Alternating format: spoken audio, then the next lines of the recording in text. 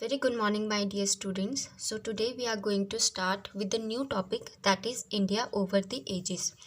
So, my dear students, the main learning objective of this topic is to know about our past, is to know about India, and how Indian history is divided into three main parts. That is, my dear students, ancient period, medieval period, and modern period. Okay, so in this chapter we will learn about ancient period, medieval period, modern period, and the different inhabitants during this period, and different rulers, that means who ruled over India, who ruled us. Okay, so let's start with the very first topic, that is your ancient period. So my dear students, as you all know that in ancient period we saw the rise of the Indus Valley civilization. Indus Valley civilization हमने पहले भी पढ़ा हुआ है, ठीक है। तो इस पीरियड में हमने इंडस वैली सिविलाइजेशन का राइज देखा था, यानी कि किस तरह से इंडस वैली सिविलाइजेशन इंडिया में डेवलप्ड हो रही थी, ठीक है। उसके बाद हमने देखा कि कैसे इंडो आर्यंस हमारे इंडिया में आए और एक नए एम्पायर्स का हमारे इंडिया में डेवलपमेंट हुई या डेवलप्ड हुए नए एम्पायर्स, ठीक है। तो इस इंडस वैली सिविलाइजेशन जो इसका मेन पार्ट है, और हम ये कह सकते हैं कि this period was marked by the use of the iron, यानी कि इस पीरियड में लोगों को आयरन का यूज़ करना आ गया था, ठीक है। आयरन सबको पता है ना, लोहा, तो लोहा का यूज़ करना लोगों ने सीख लिया था, जिस वजह से इस सिविलाइजेशन को हम आयरन एज ऑफ इंडिया भी बोलते हैं। ओके, और इंडस वैली सिविलाइजेशन इसीलिए बोलते हैं क्योंकि आप देखोगे पाकिस्तान हाफ पार्ट जो इंडस वैली सिविलाइजेशन के हमारे जो दो इम्पॉर्टेंट सिटीज़ हैं, दो इम्पॉर्टेंट सिटीज़ कौन से हैं, इसमें मैं आपको क्लियरली बता देती हूँ। सो माय डियर स्टूडेंट्स, हमारे जो एंशिएंट पीरियड के इम्पॉर्टेंट पार्ट है जिसके हम इंडस वैली सिविलाइजेशन बोलते हैं, आई होप आपको ये राइटिंग समझ आ रही होगी, ठीक है। तो इंडस वैली सिविलाइजेशन को हम इंडस वैली सिविलाइजेशन इसीलिए बोलते हैं क्योंकि ये जो सिविलाइजेशन है इंडस रिवर के आसपास बसी हुई सिविलाइजेशन है, ठीक है। यहाँ पे हमारे दो मेन सिटीज़ उभर के आई थी, और you can say there was a development in the two most important city. Number 1 is your Harappa, Harappa के बारे में आप लोगों ने सुना है बहुत बार, ठीक है। And number 2 is your Mohenjodaro, और यू कैन से मोहनजोदड़ो। ओके, तो ये दो इम्पॉर्टेंट सिटीज़ उस टाइम पे बहुत ही ज़्यादा उभर के आई थी, और ये लोग जान गए थे यूज़ ऑफ आयरन, यानी कि आयरन का इस्तेमाल कैसे करना है, ठीक है। अब एंशिएंट पीरियड में हम एक दूसरी सिविलाइजेशन का भी हम जो है देखते हैं कि किस तरह से बिगिन हुई थी, जिसे हम बोलते हैं वैदिक पीरियड। अब वैदिक पीरियड जो है, ये period after the decline of Indus Valley civilization then this period was started. इसका मतलब है कि जब इंडस वैली सिविलाइजेशन का डिक्लाइन हुआ था, जब वो पतन हुई थी, तब हमारी वैदिक पीरियड स्टार्ट हुआ था, ठीक है। इतना समझ आया? आई होप यू अंडरस्टूड इतना थोड़ी बहुत, ठीक है। Indus Valley civilization I will not explain you much because you have already learned about Indus Valley civilization in your previous class, okay, but I will give you a small you can say introduction or a small gist of the Indus Valley civilization. Indus Valley civilization मेरे प्यारे बच्चों, हड़प्पा और मोहनजोदारो दो main cities थे, यहाँ से developed होना start हुई, ठीक है। और इस सिविलाइजेशन को ग्रेट सिविलाइजेशन इसीलिए बोलते हैं क्योंकि इस सिविलाइजेशन के लोगों ने बहुत ही ज़्यादा डेवलपमेंट अपने सिटीज़ में, जैसे उनके सिटी प्लानिंग थी, सिटी प्लान करने का तरीका था वो बहुत ही ग्रेट था। फिर इनके कुछ ऐसे रिचुअल्स आप बोल सकते हैं। एक ब्रॉन्ज एज आइडल इन्होंने बनाया हुआ था जिसे हम मूर्ति बोलते हैं, नटराज मूर्ति। तो वो इस एज में इन लोगों को पता चल गया था कि किस तरह से ब्रॉन्ज का भी इस्तेमाल करना है, यूज़ करना है, ठीक है। तो इसीलिए ये जो एज है वो बहुत ही इम्पॉर्टेंट है हमारे इंडियन हिस्ट्री में। जिस टाइम पे इंडस वैली सिविलाइजेशन हमारे इंडिया में डेवलप्ड कर रहा था, उसी टाइम पे मतलब उसी ड्यूरेशन में वर्ल्ड के अलग अलग जगहों पे अलग अलग सिविलाइजेशंस डेवलप कर रही थी। जैसे कि है हमारे इजिप्टियन सिविलाइजेशन है, मेसोपोटामियन सिविलाइजेशन है, फिर हमारा चाइनीज़ सिविलाइजेशन भी आता है, ठीक है। तो ये अलग अलग सिविलाइजेशन अलग अलग देशों में अलग अलग जगहों पे डेवलप्ड कर रही थी। लेकिन हमारी जो इंडस वैली सिविलाइजेशन है, ये लोग बहुत ही ज़्यादा डेवलप्ड लोग थे। ट्रेड करते थे, बाहर के देशों में ट्रेड भी करते थे।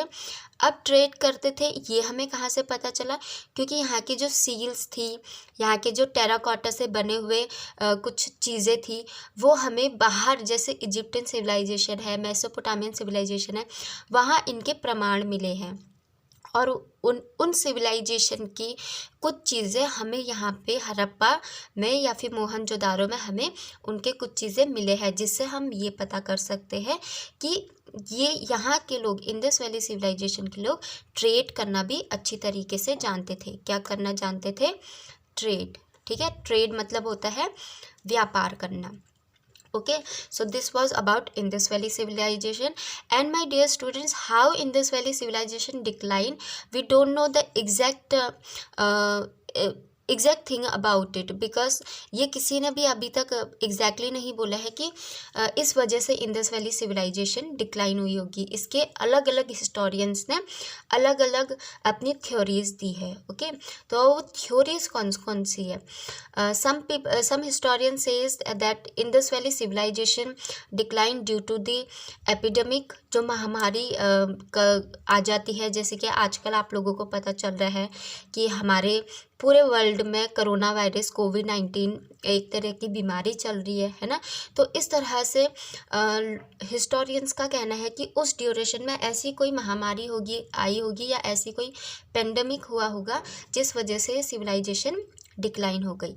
या फिर ये भी लोग कहते हैं, ये भी हिस्टोरियंस कहते हैं कि because of or you can say due to some natural calamities this civilization were decline, यानी कि कुछ नेचुरल कैलेमिटीज़ जैसे कि फ्लड आ गए, ड्रॉट पड़ गया है ना, या फिर बादल का फटना, ये सारी चीज़ें ऐसी घटनाएं हुई होंगी, तो ये सिविलाइजेशन का डिक्लाइन हो गया। या फिर कुछ लोग ऐसे कहते हैं कि ये लोग माइग्रेट कर गए होंगे, किसी दूसरी जगह में माइग्रेट कर गए होंगे। So these are the different theories which the historians have given us that Indus Valley civilization is declined due to these very different reasons. Okay, so this was about your Indus Valley civilization and decline of the Indus Valley civilization. Now we will learn about Vedic period. So my dear students, this Vedic period started when a new group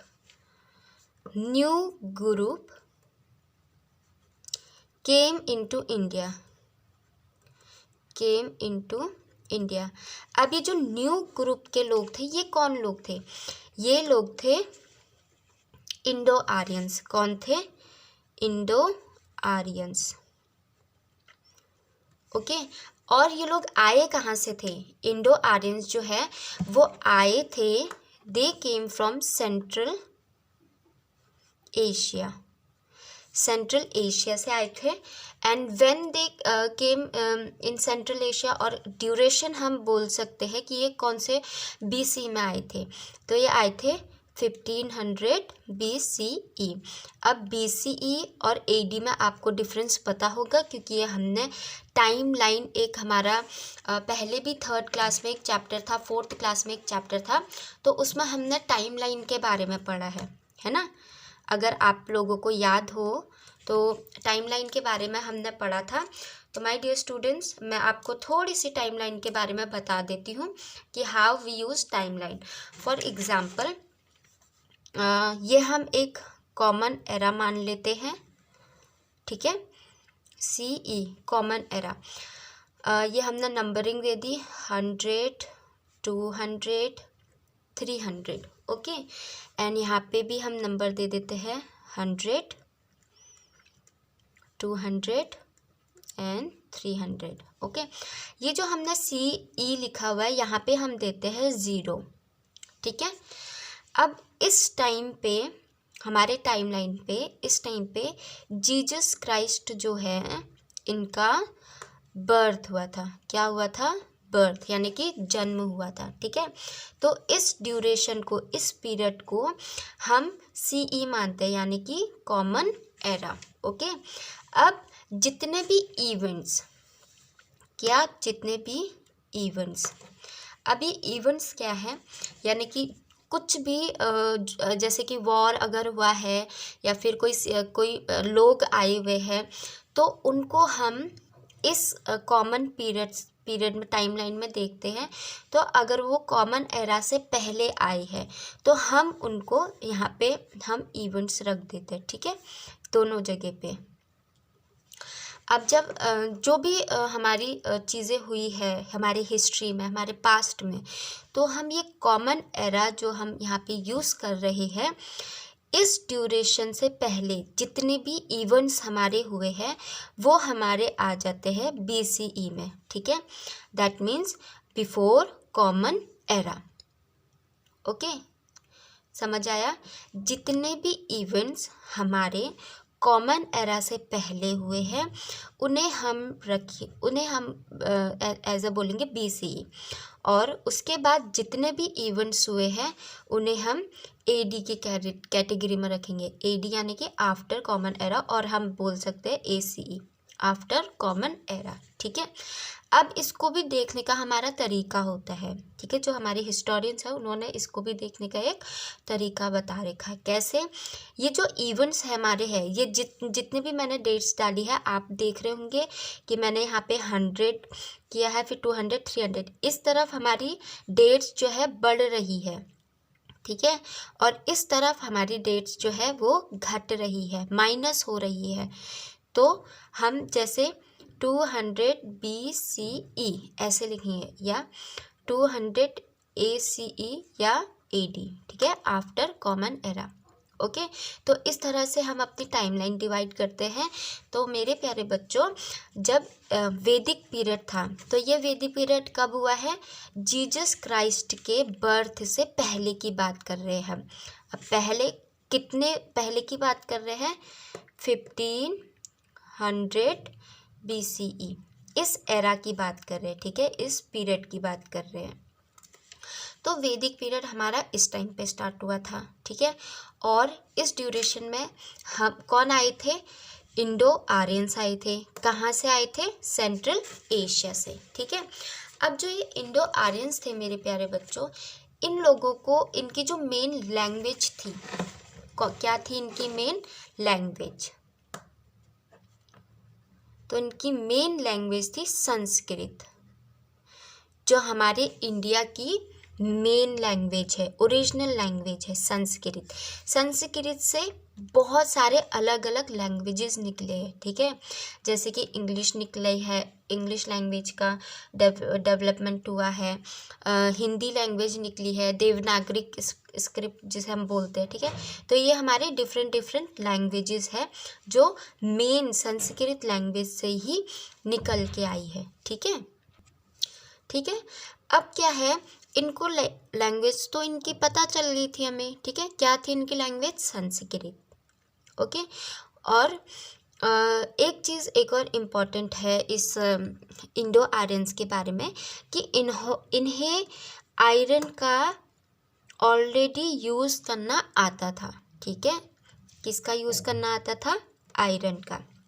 so they know how to use iron, okay. इसी duration में हमारे जो main 4 Vedas है, ठीक है। कौन सा? हमारे कितने वेदास है? 4 वेदास। कितने वेदास है? 4 वेदास, ठीक है। या फिर हम बात करें एपिक्स, दूसरी हम किसकी बात कर रहे हैं? एपिक्स। तो ये जो सारी चीज़ें हमें हमारे हिस्ट्री में मिलती है, ये किस ड्यूरेशन की मिलती है? वैदिक ड्यूरेशन की, ठीक है, वैदिक पीरियड की मिलती है। तो इस ड्यूरेशन में, इस पीरियड में हमें बहुत सारी चीज़ें मिली है। हमारे इंडिया की जो हिस्ट्री है वो मेन इन्हीं सब चीज़ों में के आसपास है, ठीक है। या फिर हम बोल सकते हैं इन्हीं सब चीज़ों से मिलके हमारी हिस्ट्री का हम पता लगा सकते हैं कि आज से 1500 साल पहले या 1000 साल पहले क्या हुआ था इंडिया में, ओके। तो ये जो 4 मेन वेदास है आप लोगों को पता होंगे कौन कौन से हैं? सामवेद, यजुर्वेद, अथर्ववेद एंड, ठीक है, and 4th one is your Rigveda. That mean Samaveda, Yajurveda, Atharvaveda, Rigveda, ये 4 मेन वेदास जो है वो इसी ड्यूरेशन में लिखी गई है। एंड एपिक्स, एपिक हमारी 2 एपिक है, एक है हमारी रामायण और दूसरी है हमारी महाभारत, ठीक है। ये जो 2 एपिक है। अब एपिक क्या होते हैं? एपिक होती है लॉन्ग स्टोरीज। एपिक क्या होती है? Long stories. जैसे हम कथा बोलते हैं, हमारे जो ग्रैंड पेरेंट्स होते हैं वो हमें कभी कभी कथा सुनाते हैं ना, बहुत बड़ी बड़ी stories, long stories, in stories को हम बोलते हैं एपिक, ठीक है। तो हमारे 2 एपिक है, रामायण, महाभारत। महाभारत का भी एक और पार्ट है भगवत गीता। भगवत गीता, ठीक है। ये जो पार्ट भगवत गीता है ये महाभारत का एक पार्ट, बीच में पार्ट है, जिसमें जो है हमारे श्री कृष्ण जी अर्जुन जी को उपदेश देते हैं, ठीक है। कुरुक्षेत्र की लड़ाई में लड़ने के लिए, धर्म के साथ लड़ने की उन्हें सीख देते हैं, शिक्षा देते हैं, ठीक है। तो ये क्या है? ये 2 हमारे बहुत ही इम्पॉर्टेंट और you can say sacred text books हैं जो हिंदूज़ की है, ठीक है। तो ये तो था हमारा वैदिक पीरियड, ठीक है। हमने पढ़ा अभी इंडस वैली सिविलाइजेशन एंड वैदिक पीरियड। इंडस वैली सिविलाइजेशन में इंडस वैली सिविलाइजेशन के लोग बहुत ही डेवलप्ड थे, उनकी सिटीज़ वेल प्लान्ड थी और जो उनके घर बने हुए थे वो बहुत ही मजबूत बेक्ड ब्रिक से बने हुए थे, ठीक है। और उनकी जो सीवेज सिस्टम था, यानी कि नालियों का सिस्टम था, वो भी वेल प्लान्ड था, ओके। एंड हमने अभी वैदिक पीरियड में हमने भी क्या क्या चीज़ें पढ़ी है? हमने पढ़ा है कि इंडो आर्यंस कैसे आए थे। वो आए थे सेंट्रल एशिया से। कब आए थे? 1500 BCE। फिर मैंने आपको टाइमलाइन समझाई है, टाइमलाइन हम कैसे देखते हैं, ठीक है। उसके बाद इंडो आर्यंस की जो खास बात थी वो ये थी कि उन्हें यूज़ ऑफ आयरन पहले से ही आता था, उन्होंने सीख लिया था, ठीक है। दूसरा, उनकी मेन लैंग्वेज संस्कृत थी। इसी पीरियड में हमारे 4 मेन इम्पॉर्टेंट वेदास लिखे गए थे और एपिक इसी ड्यूरेशन की है। 4 मेन वेदास मैंने आपको बोले हैं, सामवेद, यजुर्वेद, अथर्ववेद, ऋग्वेद। एंड एपिक हमारे 2 लॉन्ग स्टोरीज है, रामायण, महाभारत। महाभारत का भी एक और पार्ट है भगवत गीता, जिसमें श्री कृष्ण जी अर्जुन को उपदेश देते हैं, ठीक है। उनके बारे में बताते, धर्म के बारे में उनको बताते, क्योंकि वो संकट में थे, कि उन्हें समझ नहीं आ रहा था कि वो अपने ही परिवार वालों से किस तरह से युद्ध करें, ठीक है। तो ये तो हमने पढ़ा है अभी Vedic period and Indus Valley civilization. अब हम पढ़ेंगे rise of the empires, okay. अब हमारा जो नेक्स्ट टॉपिक है वो क्या है? rise of the rise of the empires. ठीक है, अब इस राइज ऑफ द एम्पायर में हम पढ़ेंगे इम्पोर्टेंट जो है मगध के बारे में, मगध एम्पायर के बारे में हम पढ़ेंगे। ठीक है, दूसरा मौर्यन, मगध एम्पायर के अंडर ही आता है हमारा मौर्यन एम्पायर।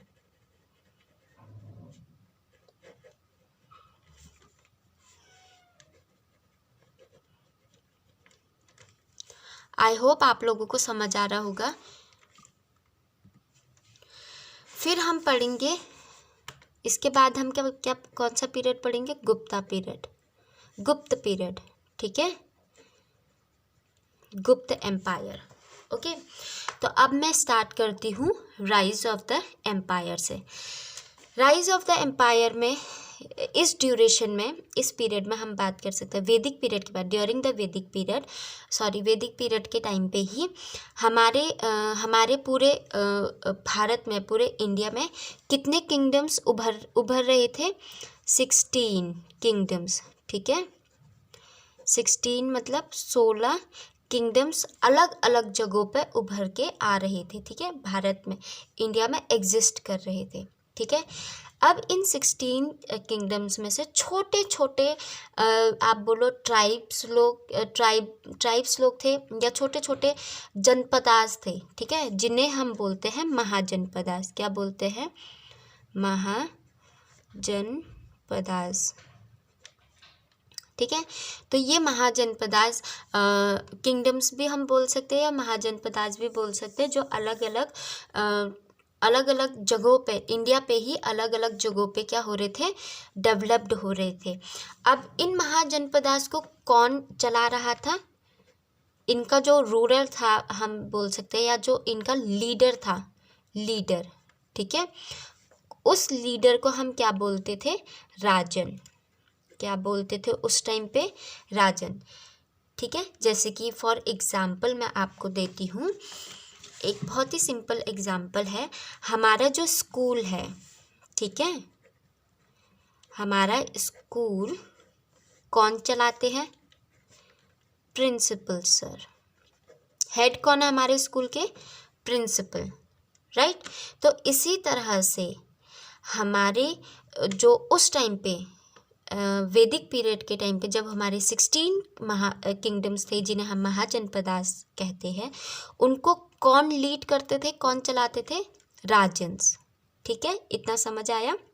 तो उन्हें हम राजन्स बोलते थे। जैसे कि हम स्कूल के हेड को प्रिंसिपल बोलते हैं, तो उनके लीडर को क्या बोलते थे? राजन। ठीक है, और ये तो था हमारे एम्पायर्स के बारे में, और वो एम्पायर किस तरह से चलाते थे। ठीक है, कौन उन्हें चलाता था, ये उसके बारे में था।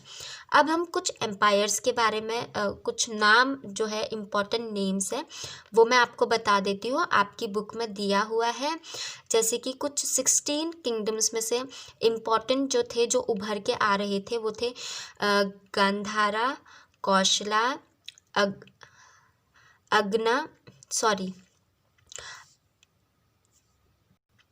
अनगा, अवंती, वज्जी, काशी एंड लास्ट में है मगध। ओके, तो ये कुछ एम्पायर्स थे, और यू कैन से ये कुछ महाजनपदास थे जो उस टाइम पे उभर के आ रहे थे। ठीक है, उसके बाद है The rulers of these small kingdoms were constantly at war with each other. They would seize land and try to expand their kingdoms. उस टाइम पे क्या होता था? इन लोगों को अपनी किंगडम्स को बढ़ाने के लिए, अपने किंगडम्स को ज़्यादा बड़ा करने के लिए, एक्सपेंड करने के लिए एक दूसरे से वॉर करना पड़ता था। जो राजा हार जाता था, उसका किंगडम दूसरे राजा के पास हो जाता था। ठीक है, फॉर एग्जाम्पल जैसे मैं ए राजा बोलती हूँ, एंड बी राजा। ठीक है, अब इन दोनों की आपस में क्या होगा? वॉर होगा, इन दोनों के बीच में वॉर होगा। ठीक है, अगर ए ने बी को हरा दिया, ठीक है, तो बी का जितना भी एम्पायर है वो किसके अंडर में होगा? ए के अंडर में होगा। ठीक है, और अगर बी ने ए को हरा दिया तो इसका जितना भी एम्पायर होगा वो किसके अंडर में होगा, बी के अंडर में होगा। ठीक है, तो इस तरह से ये लोग आपस में वॉर करते थे और फिर अपना किंगडम एक्सपैंड करते थे। ठीक है, इसमें से सबसे इम्पॉर्टेंट किंगडम जो इमर्ज हो रहा था उस टाइम पे वो था मगध किंगडम। ठीक है, ये बहुत ही पावरफुल किंगडम था या पावरफुल महाजनपदा था उस टाइम का। ठीक है, वैदिक पीरियड का। ओके, और इस मगध एम्पायर में सबसे ज़्यादा मोस्ट पावरफुल एम्पायर कौन था, मौर्यन एम्पायर, जो इस किंगडम को, इस महाजनपद को चला रहा था। कौन था वो, मौर्यन एम्पायर। अब मौर्यन एम्पायर में हमारे अलग अलग राजा लोग आते हैं। ठीक है, रूलर्स आते हैं अलग अलग। ठीक है, इसका फाउंडर था, मौर्यन एम्पायर का फाउंडर था चंद्रगुप्त मौर्य। ठीक है, इसी के नाम पे ये मौर्यन एम्पायर नाम इनका रखा हुआ है। ठीक है, आई होप आप लोगों को दिख रहा होगा मौर्यन एम्पायर। तो ये चंद्रगुप्त मौर्य जो है, मौर्यन एम्पायर इन्हीं के नाम पे रखा, सॉरी इन्हीं के इसके नाम पे रखा हुआ है। ठीक है, ओके, तो ये कौन थे, इसके मौर्यन एम्पायर के फाउंडर थे। कौन थे, फाउंडर। ठीक है, सो माय डियर स्टूडेंट्स, अब Chandragupta Maurya after the you can से डेथ ऑफ चंद्रगुप्त मौर्य। वैसे तो उस टाइम पे ये होता था कि राजा की गद्दी जो है उसके बेटे को मिलती थी। ठीक है, पर जब चंद्रगुप्त मौर्य का रीन जो है वो ख़त्म हो गया था, तो एक बहुत ही इम्पॉर्टेंट बहुत ही इम्पॉर्टेंट रूलर उस टाइम पे उभर के आए थे इस ड्यूरेशन पे। उनका नाम आई होप आप सब लोगों को पता है, अशोका दी ग्रेट। ठीक है, अशोका द ग्रेट ये मौर्यन एम्पायर के सबसे बड़े, सबसे ग्रेटेस्ट किंग थे। और हम ये बोल सकते कि हमारी इंडियन हिस्ट्री में Ashoka the king was one of the greatest Indian king and his empire, okay, which he ruled over India. Half of the India was ruled by him and he adopted the policy of non-violence. अब इन्होंने non violence की policy ऐसे ही नहीं adopt की थी। ठीक है, actually में हुआ ये क्या था, मैं आपको एक छोटी सी स्टोरी बताऊंगी इनकी कि नॉन वायलेंस पॉलिसी इन्होंने कब अटेंड की थी। हुआ ये था, पहले जो अशोका जी थे, जो अशोका द ग्रेट किंग थे, ये बहुत ही ज़्यादा क्रूअल किंग थे। ये ऐसे ही अशोका द ग्रेट नहीं बने हैं। ठीक है, so what happened one day, he went to a war in a Kalinga, okay, in a place named called Kalinga. Now there opposite side इनके थी रज़िया सुल्तान। ओके, उस टाइम पे रज़िया सुल्तान मुग़ल एम्पायर की बहुत ही अच्छी या हम ये कह सकते हैं किंग रूलर थी। ठीक है, तो क्या हुआ था, when they had war with each other, तो after the war Ashoka won the war and after the war when he saw the Kalinga, the entire Kalinga जहाँ पे वॉर हुआ था, वो जो पूरा फील्ड जब he saw that, then he realize that there was a badly bloodshed all over the ground and बहुत सारे लोग जो है वो मरे हुए हैं, बहुत लोग घायल हुए हैं, बहुत लोगों ने अपनी जान गंवाई है। Then he felt so bad, मतलब उसको अंदर से एक हमें जब हम कोई अच्छा काम नहीं करते हैं, वो होता है ना कि उसने भले ही किंग जो वॉर थी वो जीतती थी, but he was not satisfied inside. Why he was not satisfied? Because of as he saw the bloodshed all around the field, he was shattered inside. मतलब अंदर से बहुत ही ज़्यादा उनको दुख हुआ, टूट जैसे गए थे वो अंदर से. Then he learned, और you can say उन्होंने क्या बोलते हैं बुद्धा की टीचिंग्स पढ़ी. एंड देन ही रियलाइज्ड कि हमारे लड़ाई झगड़े में, वॉर में कुछ नहीं रखा हुआ है. ठीक है, तो उन्होंने non violence policy, after the teachings of Buddha he adopted this non violence policy. Okay, उसके बाद वो बहुत ही अच्छे रूलर बन गए थे, बहुत ही काइंड हार्टेड पर्सन बन गए थे. एंड उन्होंने लोगों की बहुत भलाई की, लोगों का सपोर्ट, उन्होंने लोगों को सपोर्ट किया. अपने एम्पायर में जितने भी लोग थे, जो भी बड़े बूढ़े बुजुर्ग छोटे बच्चे, सब लोगों की उन्होंने बहुत सेवा की. That after that the war of Kalinga he become like a very ground, वो एक वर्ड है अभी मेरे माइंड में आ रहा है, डाउन टू अर्थ, है ना. तो एक वर्ड है डाउन टू अर्थ. तो इस तरह के वो इंसान बन गए थे. और उसके बाद जो उन्होंने लोगों की सेवा की है, अपने एम्पायर में जितने भी लोग थे सबको खुश रखा है. ठीक है, तब वो मतलब उसके बाद ही इनको नाम दिया गया अशोका द ग्रेट. अब इनके बारे में हमें कहाँ से पता चलता है?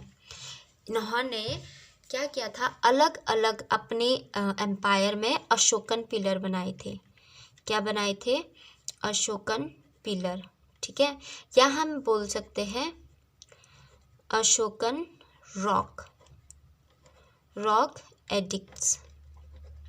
ये इन्होंने बनाए थे. इसका मतलब है कि इन्होंने बहुत बड़े बड़े पिलर्स बनाए थे. ठीक है, और रॉक्स, जितने भी रॉक्स हैं उनमें इन्होंने अपनी टीचिंग्स लिखी थी, जो लॉर्ड बुद्धा की टीचिंग्स है वो लिखी थी.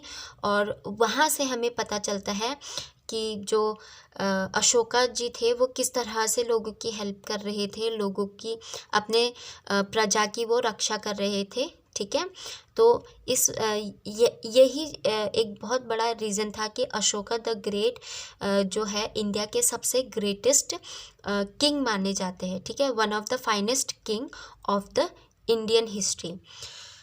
So this was all about your Mauryan period. तो मौर्यन पीरियड में हमने पढ़ा है राइज ऑफ द एम्पायर में हमने महाजनपदास पढ़ा है. उनको कौन लीड करते थे? महाजनपदास को लीड करते थे राजेंद्र. ठीक है, इसमें हमने मगध जो एरिया था, इसमें मौर्यन एम्पायर का ज़्यादा था. मौर्यन एम्पायर के फाउंडर कौन थे? चंद्रगुप्त मौर्य. ठीक है, उसके बाद हमारे जो सबसे ग्रेट किंग आते हैं वो थे Ashoka the great. Ashoka the great, ये किस तरह से अशोका द ग्रेट बने ये मैंने अभी आपको बताया. ठीक है, इन्होंने नॉन वायलेंस की पॉलिसी अपनाई थी. और इनके बारे में हमें कहाँ से पता चलता है कि इन्होंने नॉन वायलेंस की पॉलिसी अपनाई थी? अशोकन पिलर से. ठीक है, अब आप पूछोगे अशोकन पिलर कैसे होते हैं? अभी मैं आपको अशोकन पिलर भी दिखा देती हूँ.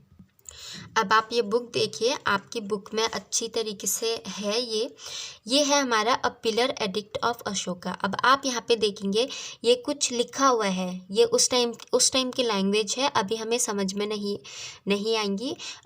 जो संस्कृत जानते हैं, देवनागरी स्क्रिप्ट जानते हैं, तो उनको ये पता होगा कि जो हमारे हिस्टोरियंस हैं उन्हें पता है कि ये क्या लिखा हुआ है. तो ये सारी जो इनकी बातें ये पिलर्स में लिखी हुई थी, रॉक एडिक्ट्स में लिखी हुई थी, यहाँ से हमें पता चलता है कि अशोका जो थे बहुत ही अच्छे काइंड हार्टेड रूलर थे. फिर इन्होंने एक स्कल्पचर बनाया था, सांची स्तूपा. ठीक है, डिपिक्टेड किंग अशोका. तो ये एक स्तूपा है सांची में. ठीक है, इसमें अशोका को दिखा रहे हैं कि अशोका जो किंग थे वो कैसे थे. अब माय डियर स्टूडेंट्स, हम आते हैं द गुप्ता एम्पायर में. गुप्ता एम्पायर आफ्टर द ये अशोका एम्पायर के बाद एक नया एम्पायर उभर के आ रहा था, वो था गुप्ता एम्पायर. ठीक है, it was the another great period of Indian history. This period is also known as the golden age period of India, और you can say golden age of India. Why golden age of India? Because during this period, my dear students, many scholars और you can say there was a immense development, immense मतलब huge, बहुत बड़ा development रहा है हमारे different fields में। अब वो फील्ड कौन कौन से, साइंस के फील्ड में, मेडिसिन के फील्ड में, लिटरेचर के फील्ड में, लैंग्वेज के फील्ड में, एस्ट्रोनॉमी के फील्ड में।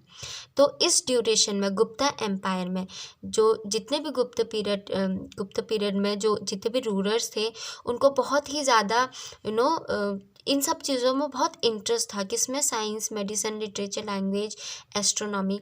तो इसीलिए इस पीरियड को हम गोल्डन एज पीरियड कहते हैं, क्योंकि इस ड्यूरेशन में ये सारी चीज़ों में बहुत ही ज़्यादा डेवलपमेंट हुई थी। ठीक है, डेवलपमेंट मतलब बहुत ही अच्छी तरह से यहाँ पे जो है इन सब चीज़ों को बढ़ावा दिया था। ठीक है, उसके बाद आते हैं कुछ मॉन्यूमेंट्स जो कि इस ड्यूरेशन में बने थे। कौन कौन से हैं, Khajuraho temple, Ajanta and Ellora caves, rock edicts of Ashoka जो आप देख चुके हैं, सांची स्तूपा एंड महाबोधि टेम्पल। इसमें से आपको सांची स्तूपा दिख रहा है, ठीक है, सन टेम्पल जो उस ड्यूरेशन में बनाए गए थे। ठीक है, जैसे कि हमने पढ़ा है कि आर्ट लिटरेचर में इनको, आर्ट में, आर्किटेक्चर में इनको बहुत ही ज़्यादा रुचि थी या फिर इनका इंटरेस्ट था। तो इस ड्यूरेशन में हमारे ये सारी चीज़ें डेवलप्ड हुई थी। ठीक है, so my dear students, the next part of this chapter, that is medieval period, and another one is your modern period, that I will explain you in my next video. And for the time being, just go through this video. I know this video is very बहुत बड़ा हो चुका है, but try to understand this chapter, and I will meet you in my next video. For the time being, thank you and Jai Hind.